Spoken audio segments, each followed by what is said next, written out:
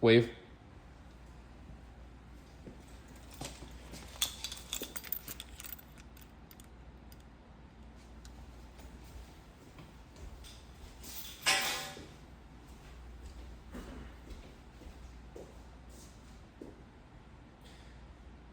Take a moment to yourself and think of the most influential person in your life.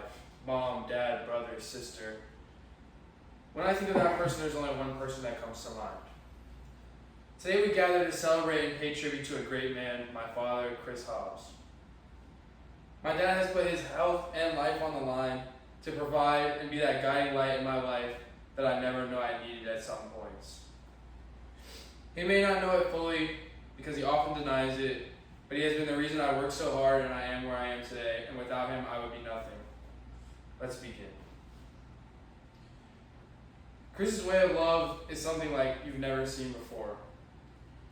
The way me and my father go about things isn't the most traditional father-son relationship. I can remember one of the first times I ever came home with a bad grade on a test. He told me that if I worked harder next time, it probably would be a different outcome. He was always very optimistic in what he said and how he went about things. It's not the type to yell at you or be angry. He just wants you to put forth your best effort and make it what it is. When I was a child, I did not understand the way he was. Didn't show very much emotion. On the other hand, I was very emotional as a child. I now understand later in life that he was struggling from severe depression and anxiety, but he never let me see that side of him. That just shows up what kind of man he is.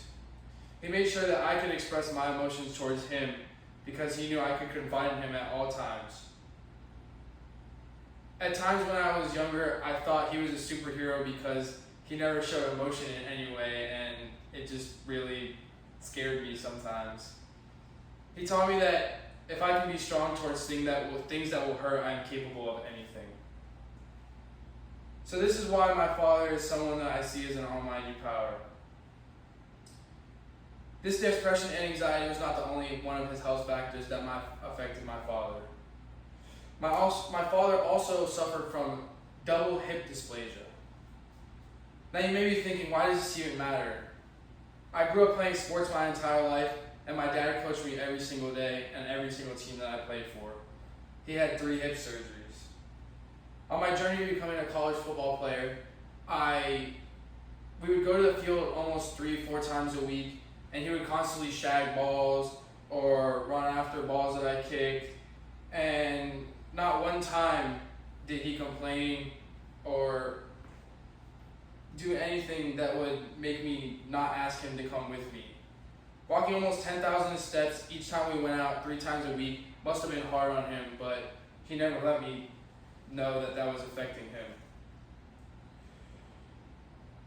He always put up with my attitude. I mean, there would be days where I'd have bad days and he would just tell me to suck it up and to keep working, and that one day eventually that I could be a college football kicker.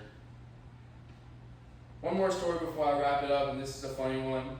My first ever kickoff of my last year of youth football, he was my coach, and I kicked a touchback, and he decided to run down the entire sideline at Plantation Field and tore his entire plantar fascia, the bottom of his foot, and had to get surgery on it, and the doctor told him to stay off of it for 4 weeks, and 5 days later we were at the field again.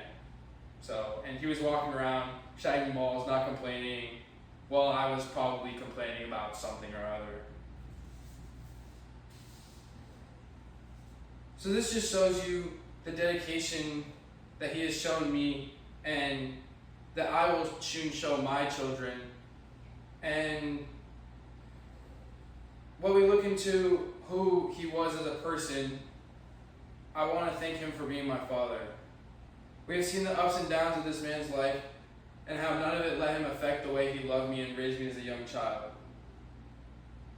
If I had to give anyone in this room advice, it would be work harder than anyone else in the room and you can achieve anything. To wrap this tribute up, I want you to go back and think of that person again and thank them for who you are today. Thank you.